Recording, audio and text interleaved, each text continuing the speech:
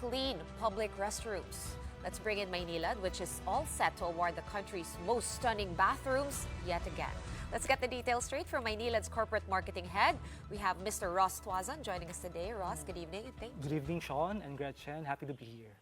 Okay. Tell us about this award that you've been giving. Dati kasi Golden Kubeta siya.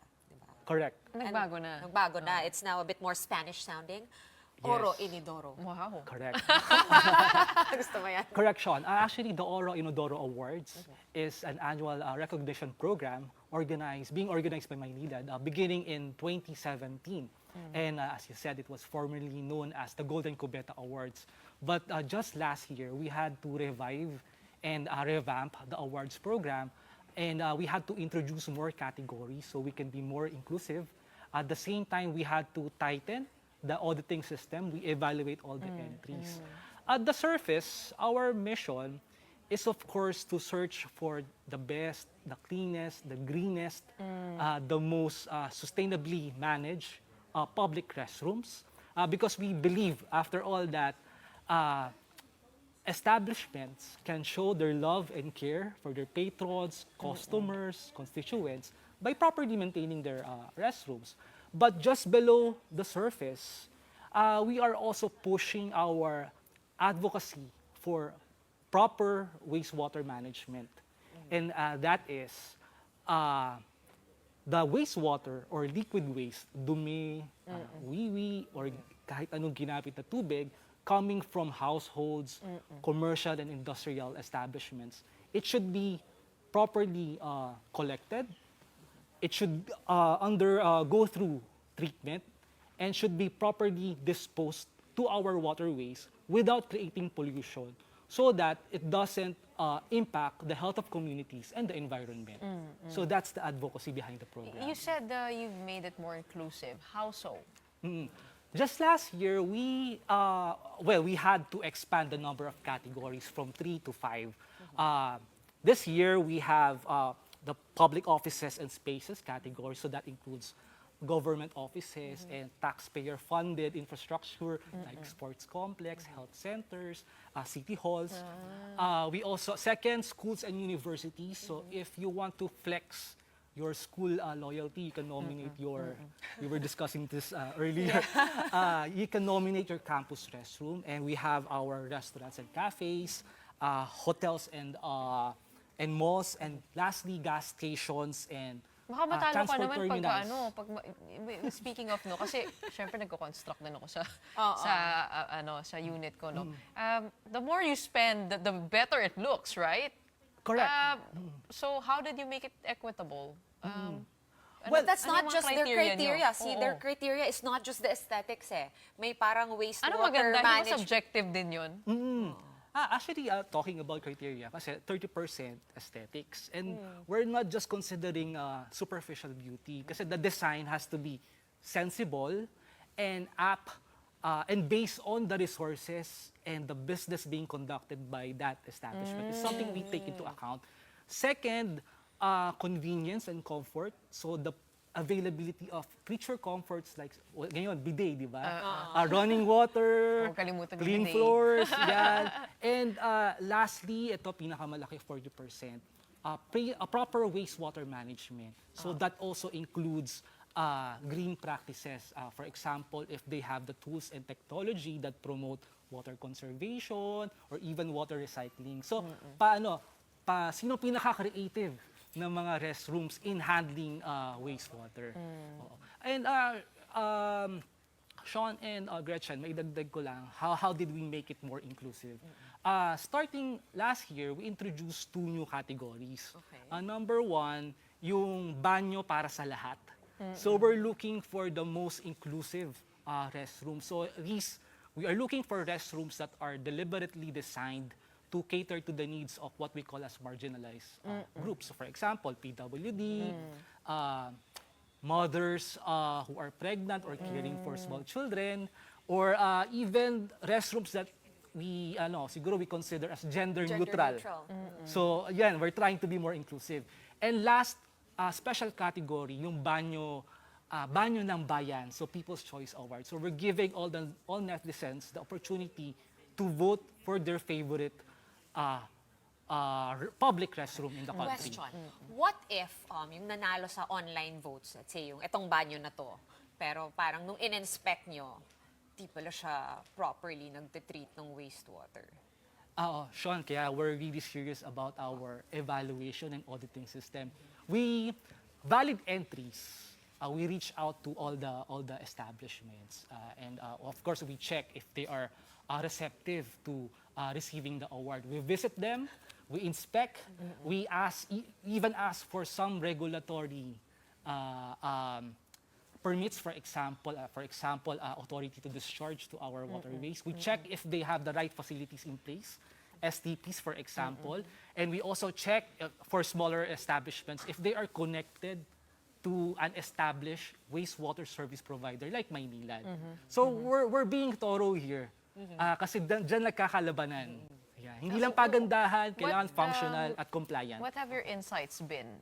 Because I believe that a toilet says a lot about a country's culture, right? When you go abroad, iba yung way nila na umihi or something. But sa Pilipino, may nakikita ba kayong parang pattern? Sa totoo lang, kaya rin we have a program like this, an advocacy like this. Kanina narinig ko kayo, nagkukwentuhan kayo. Kasi ang daming nating horror stories sa mga public restrooms, hindi lamang sa ating mga eskwelahan, sa mga transport terminals, or even sa established institutions. It's something we want to address kasi sanitation, we have to respect human dignity through sanitation. And that's something we can deprive the public. Kaya we should ensure that proper public facilities are in place. Hindi nabibigyan ng pansin. Hindi na nabibigyan ng pansin. I don't have the local data, pero kasi globally, parang 6 out of 10 people have no access to safely managed sanitation. And that's an alarming number kasi that translates to 3.4 billion people ba? Ross, ito nga yung gusto ko tanungin since the start, pero parang I'm just waiting for the right time to bring it up. Okay. So, ano bang get mo, dapat yung mga dirty water, di ba usually sa bahay pupunta yan sa Poso Negro? If you are so lucky to have a Poso Negro, I understand it's a question of privilege then to even have that. Right? So, karaniwan, saan ba siya napupunta kung hindi ka naka-connect doon sa proper, Paano channels? mo i-recycle? Saan siya napupunta? Oo nga, pag wala. Kung wala, Pag wala. di ba? Well, aapaw lang yan. And it can cause sickness, being exposed to human waste. At yun nga yung gusto nating pigilan. Kaya at the very least, may septic tank ka. Sa ilalim lang na lupa, usually siguro yan. Or may If pipe you- lang na gano'n sa ilalim ng lupa? May ganung bang setup? Yes, Pero ang ganda nung tiles, made in Italy. Meron pa Mga yung ganun. conveyance system papunta sa mga treatment facilities. Ito yung often taken for granted kasi it's something we don't see. Akala natin yung ginamit na tubig tatapon lang sa bakuran natin and that's it.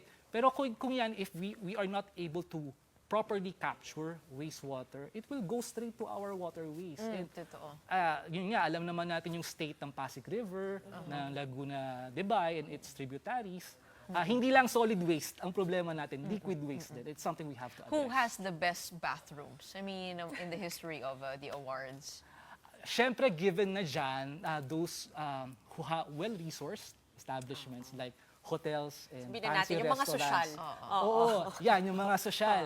Pero ang gusto rin naming iidiin, kahit medyo kulang ang resources mo, there's a way to properly maintain facilities like this. If you have your customers, if you have your patrons, their welfare in mind, you'll find a way. Hindi May ka na- mura naman. May mura pa Pyesa. Kasi mahal eh. Oo. Lagi mong nililinis, the flush works, may running water, mura lang naman yung hand washing. Have you applied soap. any of these models to the Maynilad offices? Yes, we do. Talaga? Oo, syempre. Anong itsura nun? Oo. Sana Walang makapunta kayo sa nag-nominate. head office. Kaka-renovate Ginto lang ba namin. yan? Pwede yung tulugan yung restroom ginto namin. Yung gintong So, may kubeta. gintong kubeta. Halos gintong kubeta na. Pwede yung tulugan yung restroom namin Hindi, sa pero office. pagka tinignan ko yung gintong kubeta, iniisip ko, hindi ba malamig yung upuan? Do you also weigh that in? Di ba meron ng mga automatic ngayon? Oo. May ganun na eh. Iba na yung technology ngayon. Sana Pero in the future, afford na namin yung ganyang klaseng Ano pa lang yung technology. 30% aesthetics lang pasok yun, di ba? Hindi ako Yung naiinis nga ako Pwede. sa automatic eh. Mas gusto ko yung manual. Gusto ko Oo, yung meron pa komplikado nga automatic kasi yung bidet, mga ganyan. Actually, may isang hotpot place ako napunta sa BGC na gold talaga yung inidoro nila. Unfortunately, nandun siya sa 4th Strip at giniba na yun. So, it's no longer there. But it's really golden. However, hindi siya malinis. Oo, Ayun nga. tama. Mapapansin natin first world countries, ang gaganda ng mga restrooms. Mga tourist spots, ang gaganda ng mga restrooms. Hindi mo kinakailangan In maging... Europe, Correct. usually. Ang I gaganda. localize this and I will argue, yung mga banyo, nagulat ako. Thailand, Vietnam, sobrang linis. Kahit na Talaga? nasa, I don't know, the middle of nowhere ka. Japan. Japan, of course. Pero parang, I think we expect that. Pero yung parang, I was shocked, Vietnam. They, in their public restrooms, the people remove their shoes, put on the parang spa slippers. Talaga? Yes. Saan ka nagpunta? Doon lang sa kalsada. Tapos may nakita ako slipper, sabi ko, ano to? Eh, syempre, hindi kami nag-uusap nung ate. Kala ko kailangan ko siya bayaran. Hindi, pumasok lang ako. Paglabas ko, may dalawang ladies na nagpapalit sila. And I felt so bad because I didn't know that I'm supposed to remove my outside shoes pala. Oo. Tayo sa Pilipinas, tingin ko, kaya naman natin eh. We just need to invest on it. We just need to prioritize sanitation. Again, it's a question of privilege. Or Affordability. communicate the value of investing Correct. in a bathroom to like your business, 'di ba? Or your clientele or in schools, 'di ba? Okay. Tama. So as a important. final word, Ross, paano ba mag-nominate ng banyo for the Oro Inodoro Awards? Please visit and, well, better if you can follow our Facebook page, Kubeta PH. It's our main platform. You only need to comment the name and location of the establishment, post a photo. One photo will do, but if you want 2 or more, just keep comment on your comment. And do not forget to include the hashtag Oro Inodoro Awards 2025 so we can capture your comment as an entry. Inodoro, no? Hindi Inodoro, hindi Inidoro. Inodoro. Why the confusion? Ano na lang, nasanay na lang yung ilang mga Pilipino. So mali yung inidoro. Yes, oo. Inodoro Inodoro is pala. derived, Spanish derived. Spanish. Okay. Sabi sa'yo eh. Okay. We're very Espanol today. Oro is gold. Gold. Yeah. Golden. So it's actually the same, di ba? Yes. The Spanish Ang file. dami natin natutunan. But I like today. the rolling R's. Oro Inodoro. Okay, thank you so much for joining us tonight Thank you. on Thank The you Big for having Story. me. So again, Kubeta PH, di ba? On Facebook, Ross Bontuazon, Corporate Marketing Head of Maynilad. Maraming salamat.